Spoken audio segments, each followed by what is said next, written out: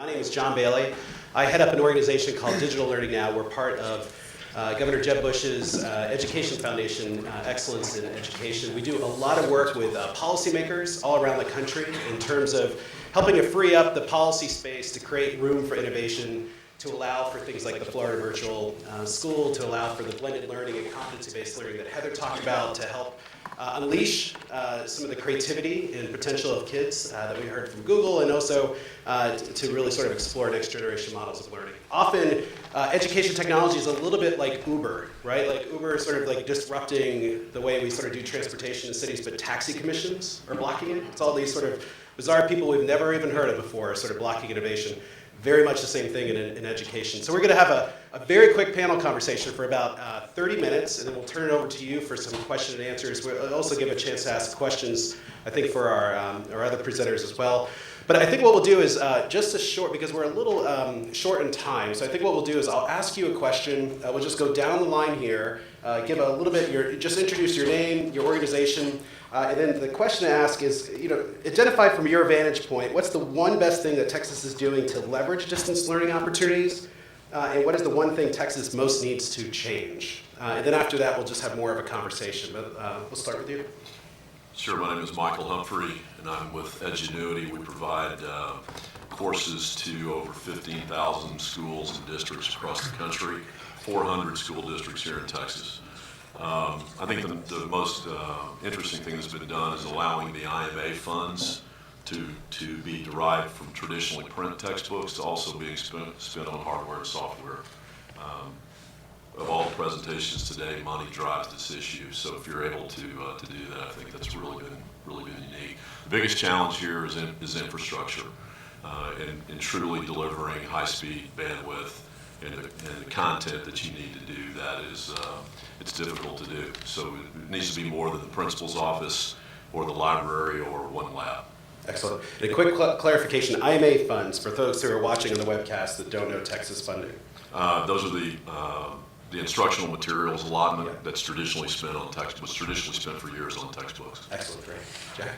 I'm Jackie Lane with Learning List, and I would agree that those are the two big benefits and challenges. I'd add just a little bit to the first one, which is not only can the IMA funds be used to purchase more than just traditional textbooks, but districts now have dedicated funds to purchase whatever kind of resources they want. And I think that's unique among the states. Many states don't provide dedicated funding. Biggest challenge besides infrastructure is there's just not enough of it to even cover the cost of these courses. And so I think that's significant. Excellent. Good morning, I'm Arthur Vanderveen. I'm with Compass Learning, proudly headquartered right here in Austin, Texas. We provide personalized learning solutions using digital curriculum. I was going to say IMA funding, but actually I think most exciting in this last biennium was the work through HB 1926 and further development of Texas Virtual School Network, really creating a more robust statewide marketplace for online digital courses and resources. I think that's the one thing we're starting to do well. The one thing we still need to do is actually develop a robust statewide marketplace for online digital curriculum and resources. There's much to be done to improve that marketplace. I know we'll talk about that more, but I think that's some powerful first steps. Excellent, thank you. Hi, I'm Mike Belcher with Hewlett-Packard's Education Group, and I think we're right on the right track. I'm going to take a little different spin to this because I think there's a really unique thing that Texas has done well, which is Western Governors University. And we have a great model for how to do digital learning really well in the higher education space with all sorts of great programs. There's some great grad programs as well. You can get your teaching credential and master's degrees. There's some really great programs in Western Governors. I'd say the one thing we need to change kind of revolves around that access, but it's really our students that could really benefit from this the most are the low socioeconomic students. And they don't have access. They don't have access at home, which is where we really want to take this direction. And so how do we provide them the access to these tools, not just the broadband access, but the technology so they can actually take advantage of these programs. Excellent. Great point too, WGU. WGU is an innovator not just in online learning, but in competency-based learning, which you heard Heather talk about too. That's a real sort of scaling out in higher education, but we're just still piloting and tiptoeing at K-12. My name is Paul Cruz. I'm the Chief Schools Officer for the Austin Independent School District. Basically, in that position, I oversee all of the district and campus administration. We have a little over 86,000 students and 129 campuses here in Austin. And I think some things that Texas has done well is using technology, certainly the items and the comments that were made earlier about the advances, which I think are great.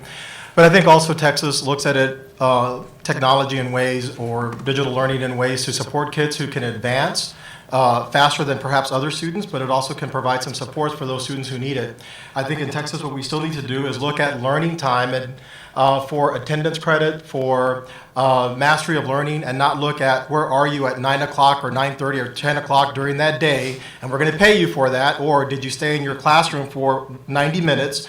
What I think technology brings to the table is, it's going to work in a very different way. And I think attendance credits and I think learning time need to focus on that very thing. Are you learning the content that for that particular school year? And that's what I think, and we use Edgenuity.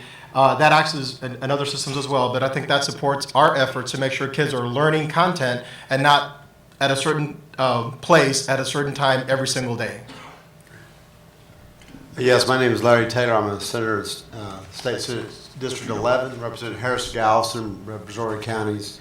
One of the best things I think we did, funding obviously drives a lot of this discussion in education, and the idea that we changed from textbook funding to educational materials opens that door to bring in the type of technology we're talking about today, whether it's the tablets, the online materials, those types of things. I think that was a big step for us here in Texas.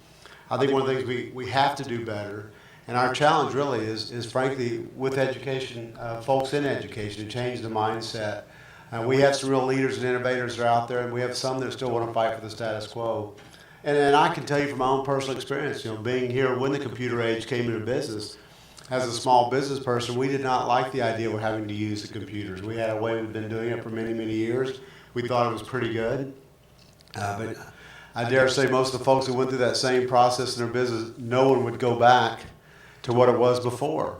And so we're at that point right now, we're at the resistance stage to change, and that's just human nature, but we've got to be able to move beyond that. And I think a lot of that starts with the educational institutions that are teaching our teachers to get them up to speed, to not just give the classroom tools, but to really teach the teacher how to get the most out of those tools and how to use the internet access and all that wealth of knowledge that's out there. So our challenge is getting buy-in and bringing people alongside, not just to drag along, but to really take this and run with it. Because I look around and I see districts across the state that are leading and bringing in very innovative ideas, and we've got to bring that to the rest of the state and get buy-in on that. And that's going to be the challenge. And frankly, it's going to take all of us to help make that change. Good morning. My name is Jason Isaac. I'm the state representative for House District 45, which serves Blanco and Hayes counties, which are just to the west and to the south of where we are right now. I think we are doing well in some of the virtual school networks and the online tools. We are adapting and we're moving in that direction. I just don't think the pace is as fast as it could be. And I think mistakenly, or Heather said it well, talking about we need to focus on the outcomes and not the inputs. And we do a lot of telling school districts how they should be run. And last legislative session, I filed a bill that was about 60 some odd pages long, and it was HB 300. I refer to it as the independent school district bill. And I would tell people, I said, we need to put the independent back in independent school district in the state of Texas. And people, my colleagues would come to me and say, gosh, it's crazy. Why are you filing such a bill? It's 60 some odd pages long. And I said, why don't you ask your school districts if they'd rather be governed by 60 pages or the current 1,100 pages of statute right now? And that's what it is right now. So I was trying to get our state government to create an option for school districts to opt out of all the mandates that we provide now, with the exception of health and safety mandates. And I think we need to do that. We need to put the independent back in independent school district and let them manage themselves and allow them to pivot much faster. There is a huge thirst, and Jaime and I have been tweeting a little bit about Minecraft. He mentioned Minecraft and his son, and I said, oh my gosh. his son knows how to program Minecraft. I can't tell you how many hours I have spent learning Minecraft and programming and creating servers that my 11-year-old, my 9-year-old have this incredible thirst for. And it's that same way. Their entire school, boys and girls alike, are playing Minecraft, and they want to learn how to program it. And it would be fantastic. And I've looked at programming schools. The closest one I can find for Minecraft is in California. And it would be incredible if our school district could pivot and realize that there's this thirst and offer a class to students right now and say, we're going to do a Minecraft class or a programming class. They loved their coding day. It was within the last couple of months, they had that coding day around the country. Both of my boys loved that. They came home and they were doing coding at websites. Absolutely loved it. And we need to allow our school districts to be able to pivot and make those changes and offer courses that the students have a thirst for knowledge for. I think they would fill up and they would do incredible things.